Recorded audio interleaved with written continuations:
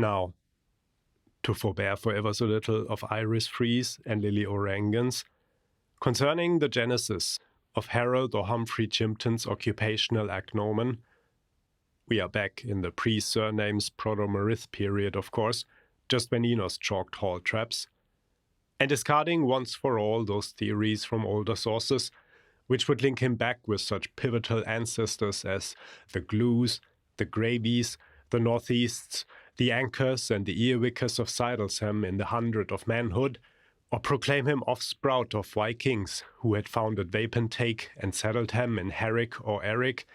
The best authenticated version, the dumb lad, read the reading of Hofhet Ben Adar, has it that it was this way. We are told how in the beginning it came to pass that, like cabbaging Cincinnatus, the grand old gardener was saving daylight under his giant redwood, one sultry Sabbath afternoon, hacked Civitas Eve, in pre-fall paradise peace, by following his plough for rootles in the rear garden of Mob House, ye old marine hotel, when royalty was announced by runner to have pleased to have halted itself on the high road, along which a leisure-loving dog-fox had cast followed, also at walking pace, by a lady pack of cocker spaniels. Forgetful of all, save his vassal's plain fealty to the ethnarch, Humphrey or Harold stayed not to yoke or saddle, but stumbled out, hot face as he was, his sweatful bandana loose from his pocket coat, hasting to the forecourts of his public in toupee, surcingle, solar scarf and plaid, plus fours, puttees and bulldog boots ruddled cinnabar with flagrant marl, jingling his turnpike keys and bearing aloft, amid the fixed pikes of the hunting party, a high perch, atop of which a flower pot was fixed earthside hoist with care. On his Majesty, who was, or often feigned to be, noticeably long-sighted from green youth, and had been meaning to inquire what in effect had caused yon causeway to be thus potholed, asking, substitutionally, to be put wise as to whether paternoster and silver doctors were not now more fancied bait for lobster trapping. Honest, blunt, harumphrealed answered in no uncertain tones, very similarly with a fearless forehead. "Na, yer maggers, aber jist a cotchin on don bluggy earwaggers." Our sailor king, who was draining a guglet of obvious edamale, gift both and gorban, upon this, ceasing to swallow, smiled most heartily beneath his walrus moustaches, and, indulging that none too genial humour which William the Conk on the spindle side had inherited with the hereditary whitelock and some short-fingeredness from his great-aunt Sophie, turned towards two of his retinue of gallow-glasses, Michael, Easling Lord of Leash and Offaly, and the Jubilee Mayor of Drogheda, Elcock, the two scatterguns being Michael M. Manning, proto-syndic of Waterford, and an Italian excellency named Jubilee, according to a later version cited by the learned scholar Canavan of Can Make Noise. In either case, a triptychal religious family symbolizing puritas of doctrina, business per usuals, and the perchy patch of hemlock where the paddish praties grow. And remarked, dilsy-dalsily, "Holy bones of St. Hubert, how our red brother of Poringrania would audibly fume, did he know that we have for a Sir Trusty bailiwick a turnpiker, who is by turns a pike-bailer no seldomer than an earwigger." For he kinned jump hill with his court so grey, in his haunts in his house in the morning. One still hears that pebble-crusted laughter, Jappy-jap cheery-cherryly, among the roadside tree the Lady Home Patrick planted, and still one feels the emossive silence of the clad stone illegibeling. I've me's outside born. Comes the question, are these the facts of his nominate gentilization as recorded and accoladed in both or either of the collateral Andrew Paul Murphic narratives? Are those their fata which we read in Sibylline between the Fas and its nefas? No dung on the road? And shall no Homia be our place like? Yea, Maliki, our kingable can? We shall perhaps not so soon see. Pink ponks that baleful seeks a license, where calm scepters with centaurs stay. Bear in mind, son of Hogma, if so be you have mythic in your midness, this man is mountain, and unto changeth doth one ascend. Heave ye aside the fallacy, as punicle as finikin, that it was not the king's self, but his inseparable sisters, uncontrollable night-talkers, skirts erased with Donyasad, who afterwards, when the robberies shot up the socialites, came down into the world as amusers, and were staged by Madame Sudlow as Rosa and Lily Miskinget in the pantomime that two pits patronised, Miliodorus and Galathy. The great fact emerges that after that historic date, all holographs so far exhumed, initialed by Heromfrey, bear the sigla H.C.E. And while he was only, and long, and always, good Duke Humphrey for the Angeline Spalpines of Lucalizard, and Chimbers to his cronies, it was equally certainly a pleasant turn of the populace which gave him, as a sense of those normative letters, the nickname, Here Comes Everybody. An imposing everybody he always indeed looked, constantly the same as and equal to himself, and magnificently well worthy of any and all such universalization. Every time he continually surveyed, amid vociferatings from in front of, except these few nutties, and take off that white hat, relieved with, stop his grog and put it in the log, and loots in his, bass voco, boots. From good start to happy finish, the truly Catholic assemblage gathered together in that King's Street house of satin, a lustre-like above floats and footlights, from their ass-ball welts and ox gangs unanimously to applaud, the inspiration of his lifetime and the hits of their careers, Mr. Wallenstein Washington Semper Kelly's Immergreen Tourers, in a command performance by special request with a courteous permission for pious purposes, the home-dromed and 11th performance of the problem passion play of the melancholy, running strong since creation, a royal divorce. Then, near the approach towards the summit of its climax, with ambitious interval band selections from The Bow Girl and The Lily on all horsery show command nights from his vice-regal booth.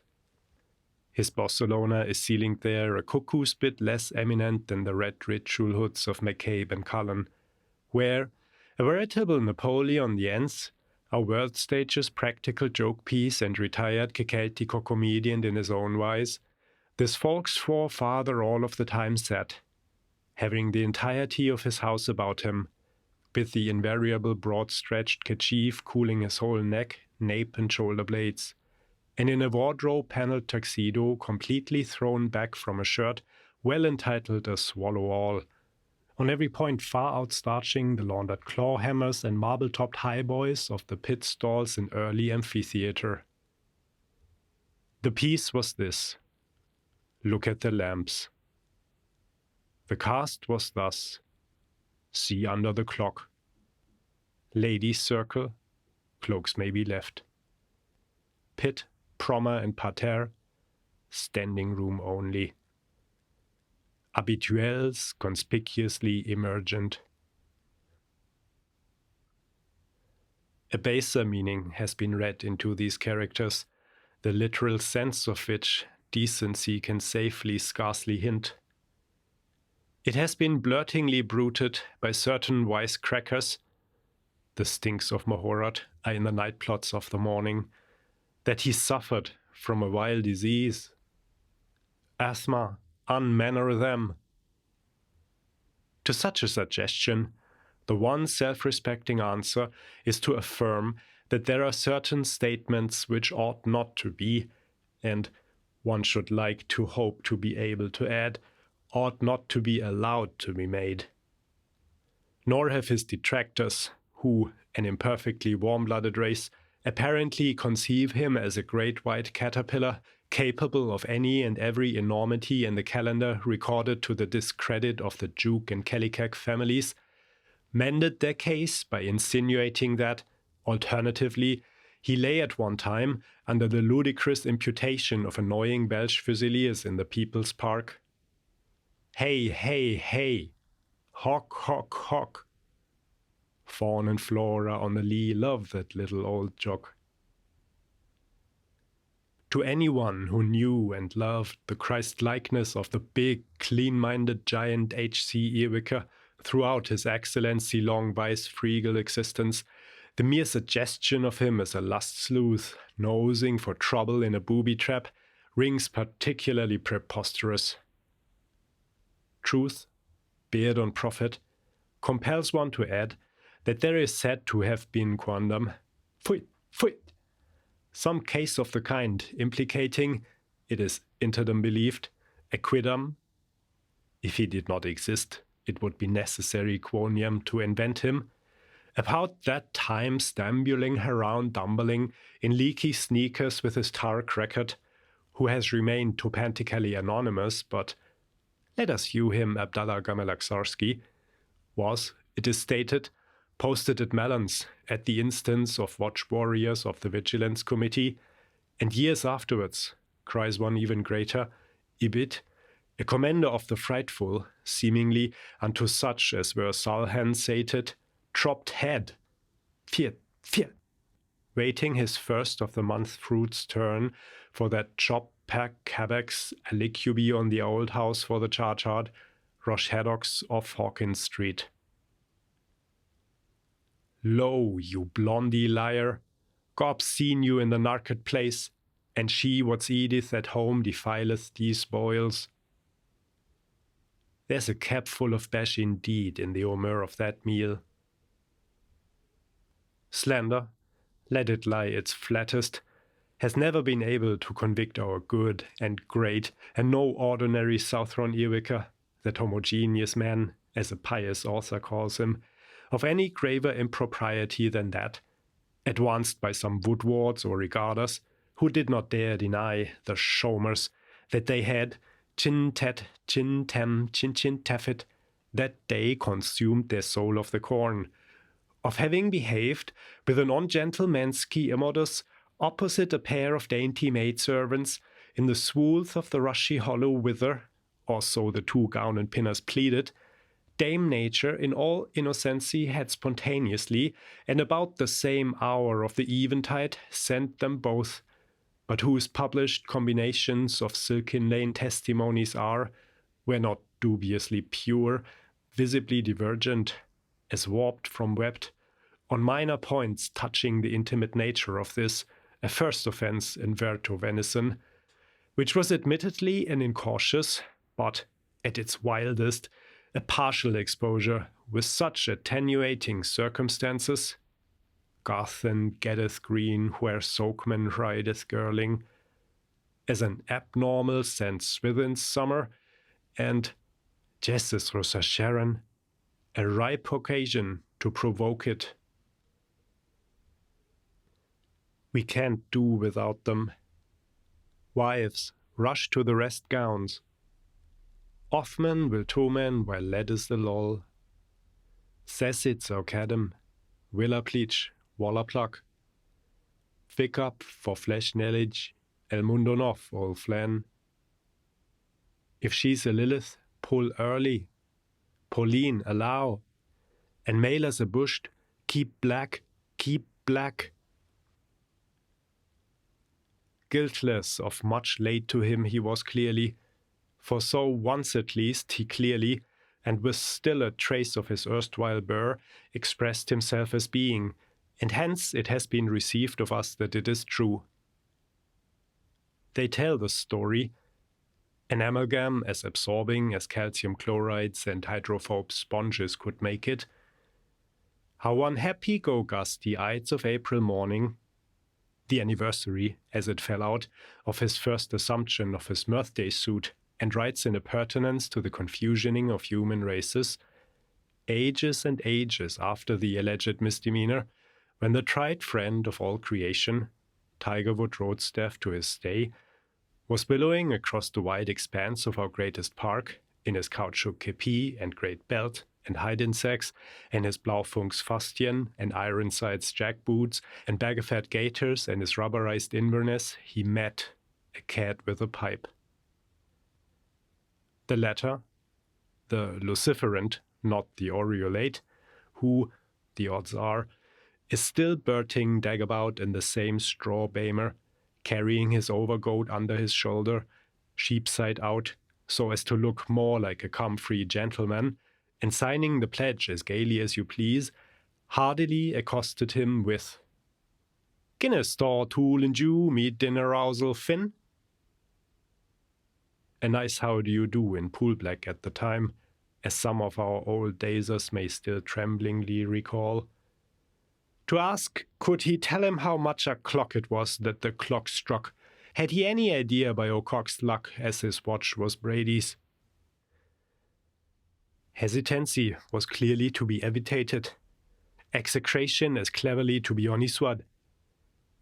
The earwicker of that spurring instant, realizing on fundamental liberal principles the supreme importance, nexally and noxally, of physical life, the nearest help relay being Ping KO St. Patrick's Day and the Fenian Rising, and unwishful as he felt of being hurled into eternity right then, plugged by a soft-nosed bullet from the sap, halted, quick on the draw, and, replying that he was feeling tipstaff, Q, produced from his gun pocket his Jorgensen's shrapnel Waterbury, ours by communionism, his by Yuzu capture, but on the same stroke, hearing above the skirling of harsh Mother East old Fox Goodman, the bellmaster, over the wastes to south, at work upon the 10-ton Tonuent thunderous tenor-toller in the speckled church, Kohaunin's call, told the inquiring kidder, "By Jehovah,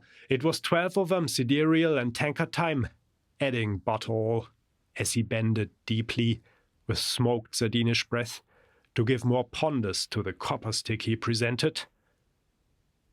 Though this seems in some confusion with the chap-stuck ginger, which, as being of sours, acids, salts, sweets and bitters compounded, we know him to have used as chaw-chaw for bone, muscle, blood, flesh and vim vitals.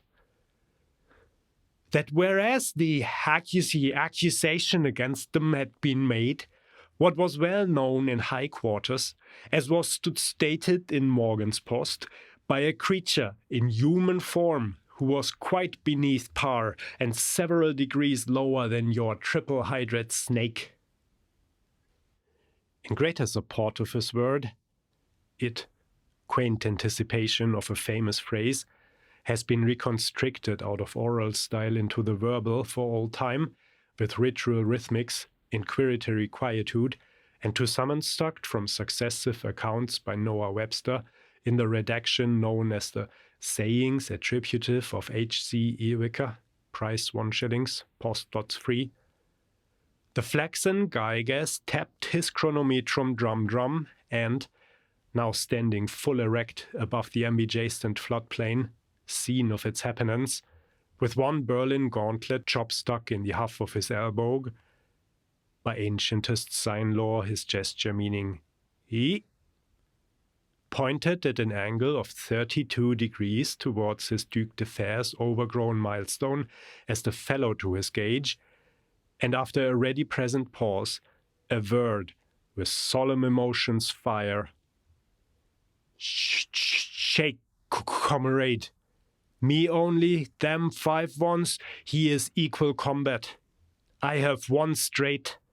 Hence my nationwide hotel and creamery establishments, which for the honors of our mutual daughters credit me, I am willing to take my stand, sir, upon the monument, that sign of our redemption, any hygienic day to this hour, and to make my oath to my dear Sinn Finners, even if I get life for it, upon the open Bible and before the great taskmaster's eye, I lift my head, and in the presence of the deity itself, and well of Bishop and Mrs. Mitchin of High Church of England, as of all such of said my immediate with dwellers, and of every living soul in every corner wheresoever of this globe in general, which useth of my British to my backbone tongue and commutative justice, that there is not one tittle of truth, allow me to tell you, in that purest of fabrications. Gaping gill, swift to mate earthers, stern to check self, diagnosing through his Eustace tube that it was to make with a markedly post-puberal hyperpituitary type of Heidelbergman-like cavern ethics, lufted his sloping forward, bed sweatergore good morrow and double notch onto it, as he was greedily obliged, and like a sensible ham, with infinite tact in the delicate situation, seen the touchy nature of its perilous theme, thanked them for guilders received in the time of day, not a little token a bock all the same that was all the god's clock it was, and upon humble duty to greet his tisk minister, and he shall gild the gap gaper, and thee his amaldi voids, went about his business, whoever it was, saluting corpses as a matter of course. One could hound him out, had one heart to, for the monticules of scalp and dandruff droppings blaze his trail. Accompanied by his trusty snarler and his permanent reflection, were we gracious. I have met with you, bird, too late, or if not, too warm and early. An ear busked, with tag for idiot, in his second-mouthed language, as many of the big-timers verbatim words which you could baldly call to memory that same Gueldive, ere the hour of the twittering of bards, in the twitter litter between Druidia and the deep sleep sea, when suppertide and souvenir to charlatan mall jointly came gently, and along the quiet darkenings of Grand and Royal, flitments flew, and crept the edge, when as to many a soft-tongued porky talk, mew dancer, you softer pogioch, Arwanda always acquiescent, while, studying castels in the Blaun, and studying cow-shots over the Norren, he spat, in careful convertedness, a music dispensation about his hearthstone, if you pleases. Irish saliva, marshy the whole. But would a respectable, prominently connected fellow of Iro-European ascendances, with well-dressed ideas, who knew the correct things, such as Mr. Shelby Sigh or Mr. Shelby Laugh, expectorate after such a callous fashion, no thank yous, when he had his Belcher Spuckatuck in his pocket, thuck? Musefed with his thockets, after having supped off the dish sot and pottage which he snobbishly dabbed peach Bombay. It is rawly only lucan pook and pilsen pie, which he knows which seneft and pibbered him. A supreme of excelling peas, boiled under minstrokes milk into white malt wine sour, a proviant the little bilker hoarsely relished, chaffet in the snevel season, being as fainoid as you read with fennel. And on this celebrating occasion of the happy escape, for a crowning of pot valiants, his regional platter, Benjamin of Bouilly, with a Spolish olive to middle point its staineth, was marrying itself, porco grasso, very deluxiously with a bottle of Finis Brewery 98, followed for second nuptials by a peace porter, Grand Cru, of both of which cherished table lights. Though humble the banquet, 'tis a layman's farewell. He obdurately sniffed the cobweb-crusted corks. Our cat's bit of strife, ne Bernice Maxwelton, with a quick ear for spittoons, as the aftertale hath it, glaned up as usual with domestic husbandry, no Persics and Emilians for thee, Pomeranzia, but, slipping the clave in her claw, broke off the matter, among 111 others, in her usual curtsy. How faint these first vespers womanly are, as secret pispiando, amid the laverdy den of their menfolken. The next night not one, as was Hegesippus over a hopper chi, her eyes dry and small and speech thicklish, because he appeared a funny colour, like he couldn't stood the old hens no longer, to her particular reverend, the director, whom she had been meaning in her mind primarily to speak with. Hosh, intra, just a timble spoon. Trusting, between coupled lips and Annie Laurie promises, may she never have Asnacary puddin' come in enough for her peckler pigeons. That the gospel so delivered in his epistolier, buried he toastedly in their Irish stew, would slip no further than his Jesuit's cloth. Yet, in viners vanitas, volatiles valetotum, it was this overspoiled priest, Mr. Brown, disguised as a Vicentian, who, when seized of the facts, was overheard, in his secondary personality as a Nolan, and underreared Paul's soul by accident, if, that is, the incident was an accident, for here the roar of Ecclesiastes of Hippo outpuffs the ritress of Heather Ben Anna. To pianissimi a slightly varied version of Crooked Rib's confidentials, what Meralois said but for Josephine's sake, hands between her hands, in fealty sworn, my braver best, my flower, and to the strains of The Secret of Her Birth, hushly pierce the Rubian Dorellum of one Philly Thurston, a lay teacher of rural science and orthophonetics, of a near stout figure and about the middle of his 40s, during a priestly flutter for safe and sane bets at the hippic run fields of breezy Baldoyle, on a date. W.W. goes through the card, easily capable of remembrance by all pickers up of events national and Dublin details, the doubles of Perkin and Pollock, Peer and Prohl, when the classic Encourage Hackney plate was captured by two noses in a stablecloth finish, Eck and Neck, Some and None, Evelo Nevelo, from the cream-called Bold Boy Cromwell, after a clever getaway by Captain Chaplain Blount's Hinny Sandallow. Drummer Coxon, non-depict third, at breakneck odds, thanks to you, great little, bonny little, porty little Winnie Widger. You're all their nappies, who in his never-ripped mud and purpular cap was surely leagues unlike any other phantom weight that ever topped our timber Maggies. 'Twas two Pisanous Timcoves. The wetter is pest, the rents are avert and come, and the vokes of the turfer is hurled on our land.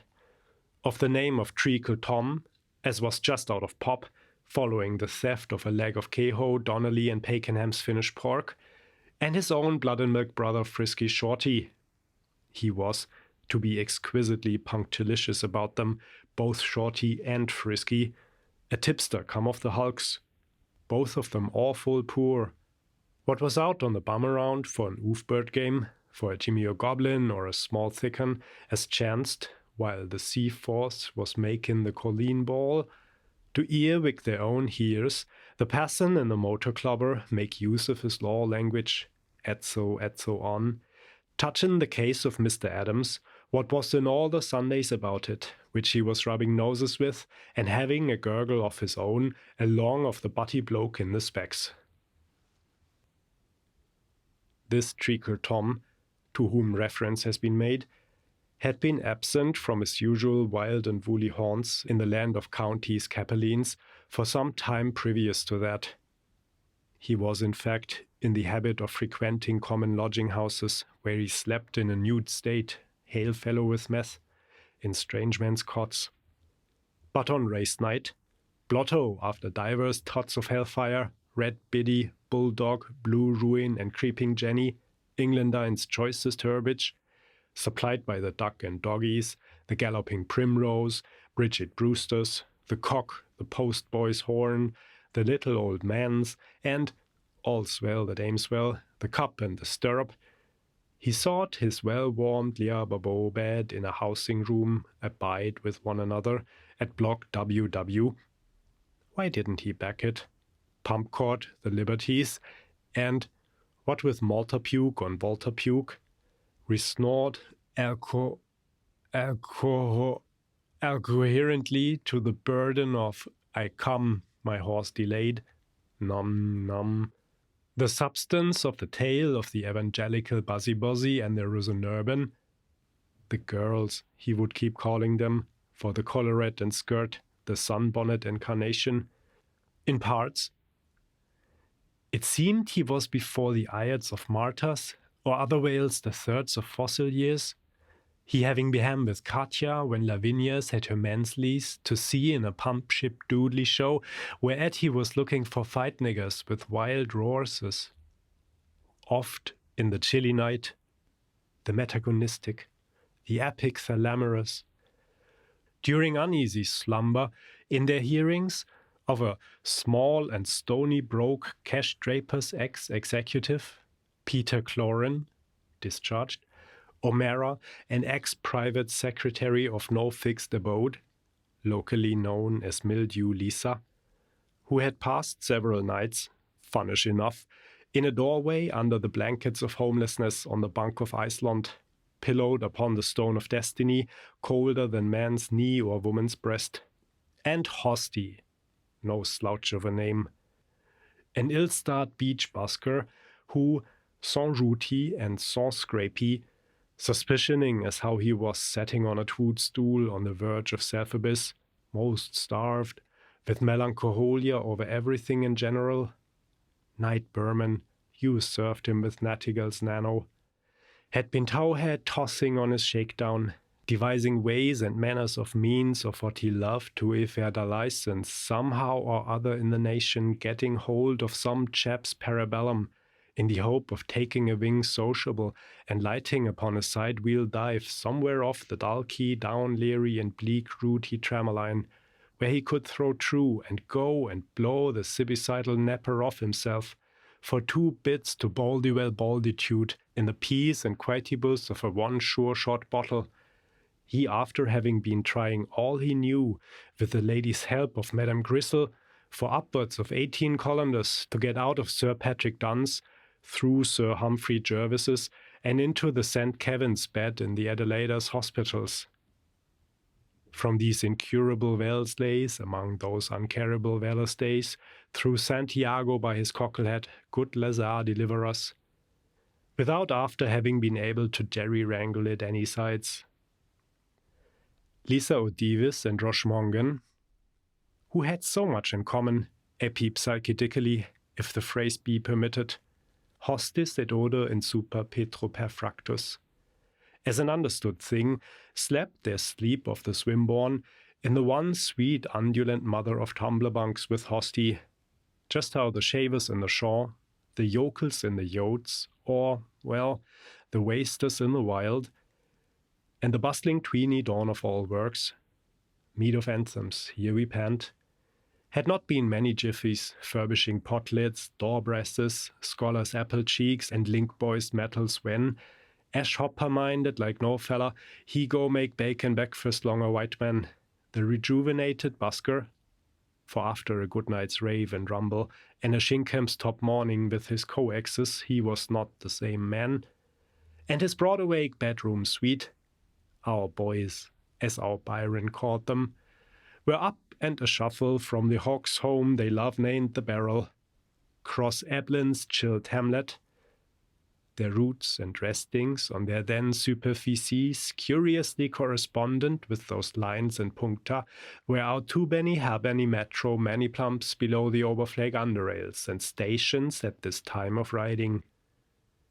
To the thrummings of a cruth fiddle, which, cremoning and crononing, levy, gravy, witty and wavy, appy, leppy and playable, caressed the ears of the subjects of King St. Finity the Festive, who, in brick homes of their own, and in their flavoury phraseberry beds, heeding hardly cry of honeyman, sweet lavender, or foinboin salmon alive, with their priggish mouths all open for the larger appreciation of this long-awaited messiah of oratorios, were only half past or sweep, and, after a brisk pause at a pawnbroking establishment, for the pathetic purpose of redeeming the songster's truly admirable false teeth, and a prolonged visit to a house of call, viz., the old sot's hole at Cuja's Place in the parish of St. Cecily, within the liberty of Kilmore, not 1,001 national leagues, that was, by Griffith's valuation, From the sight of the statue of Primure Glasstone setting a match to the march of a maker, last of the Stuarts peut-être, where the tale rambles along, the trio of Wackfall the Diddlers was joined by a further intentions applied tomorrow casual and a decent sort of the had-been variety, who had just been touching the weekly insult, Fewit, and all fig blabbers, whose saith of noun, had stimulants in the shape of G&Gs, stood by the damn decent sort, after which stag luncheon, and a few once more just to celebrate yesterday. Flushed with their fire-stuff fostered friendship, the rascals came out of the licensed premises. Brown first, the small PSXX executive cap a hand in their sad rear like a lady's postscript. I want money. Please send. Wiping their laugh-leaking lips on their sleeves, how the Buckalines shout their Roskin generally, Shane Finn Zeron, and the rhymer's world was with reason the richer for a would-be ballad, to the balladeer of which the world of humanity singing owes a tribute, for having placed on the planet's middle map his lay of the vilest bog-ire but most attractionable avatar the world has ever had to explain for. This, more correctly, Lubin or fellow-me leader, was first poured forth where Rio Livio riots and Colo de Haudo humps, under the shadow of the monument of the should-have-been legislator. Eleutheriodendron, spare, woodman, spare. To an overflow meeting of all the nations in Leinster, fully filling the visional area and, as a single-minded supercrowd, easily representative, what with masks, wet with faces, of all sections and cross-sections, wine shop and cocoa house poured out to brim up the broaching, of our Liffey-side people, to omit mention of the mainland minority and such as had wayfared via Watling, Ernin, Icknild and Stane.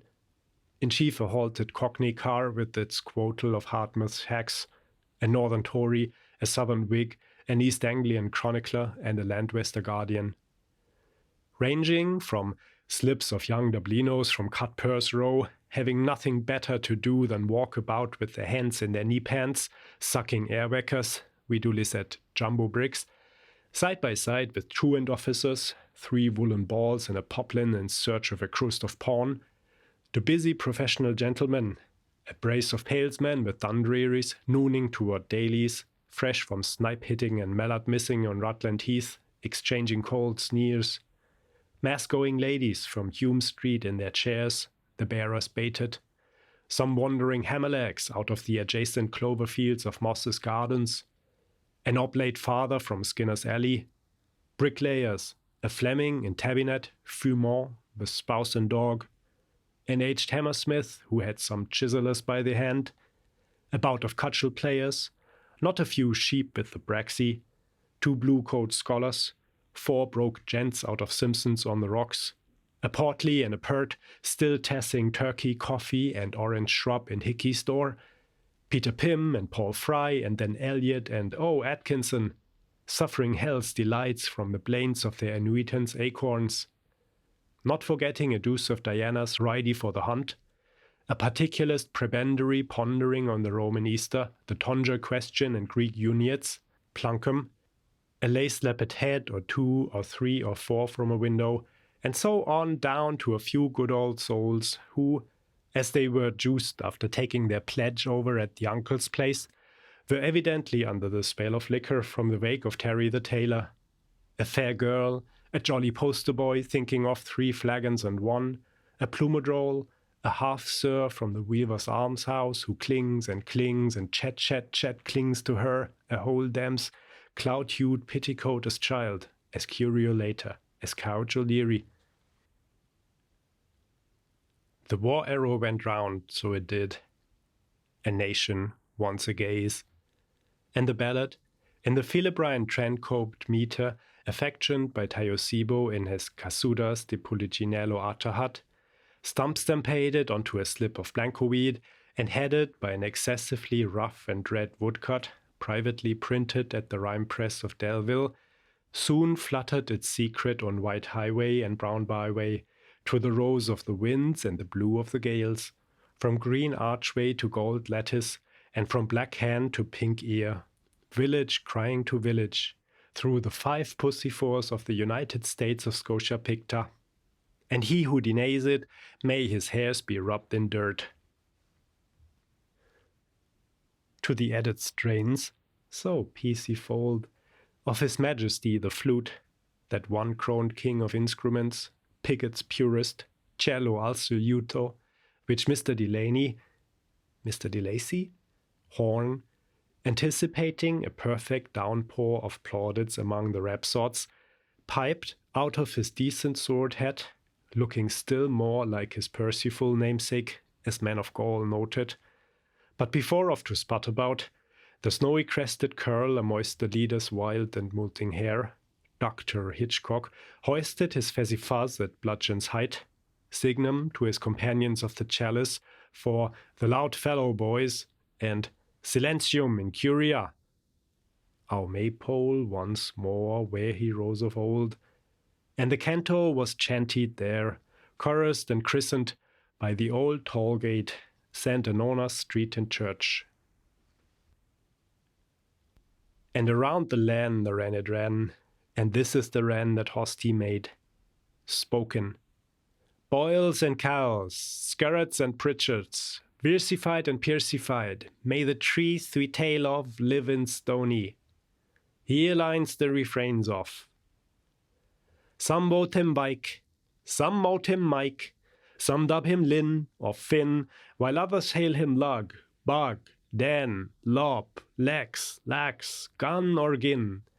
Some ept him Arth, some bept him Barth, Call, Null, Sol, Will, Well, Wall. But I parse him Percy O'Reilly, else he's called no name at all. Together, arrah, leave it to H.C.E, frosty H.C.E, leave it to H.C.E, for he's the man to rhyme the wren, the wren, the wren, the king of all wrens. Have you here? Some, huh? Have we where? Some hand. Have you heard? Others do. Have we weared? Others don't. It's coming. It's brumming. The clip. The clop. All glass crash. The clicker, clacker, clasker, klopats, klatscher, batter, crappy, crotty, gradach, semi, nuith, applaudi, comcot. Ballad of Percy O'Reilly. As sung by Foblacht. Music by O. Gianni. Words by A. Hames. Adite, aditi. Music cue. Shh, shh, shh, shh, shh, shh, shh. Have you heard of one Humpty Dumpty, how he fell with a roll and a rumble, and curled up like Lord Oliver Crumple by the botts of the magazine wall, of the magazine wall, hump helmet and all. He was one time our king of the castle. Now he's kicked about like a rotten old parsnip. And from Green Street he be sent by order of his worship to the penal jail of Mountjoy. To the jail of Mountjoy. Jail him and joy. He was father for schemes for to bother us. Slow coaches and immaculate contraceptives for the populace. Mare's milk for the sick, 7 dry Sundays a week, open air love and religion's reform. And religious reform. Hitches in form. Arrah, wise as you couldn't he manage it. I'll go bail my fine dairyman darling.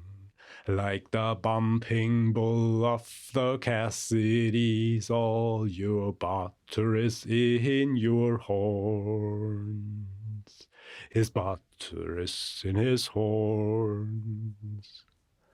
Butter his horns. Rather, Hosty, Frosty Hosty, change that shirt on ye. Rhyme the Wren, the king of all Wrens. Balbacho, Balbucho. We had chops, chest chewing on the chicken pox in China chambers, universally provided by this soft-soaping salesman.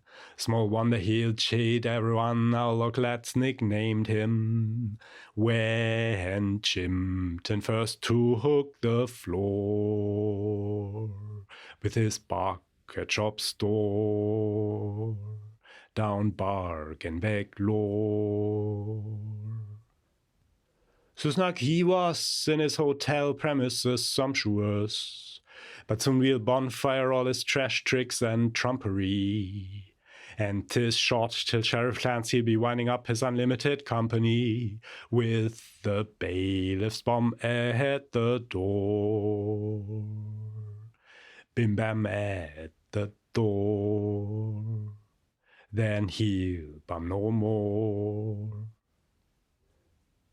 Sweet bad luck on the waves wash to our island, the hooker of that hammer-fast Viking, and God's curse on the day that at Lana Bay saw his black and tan man over.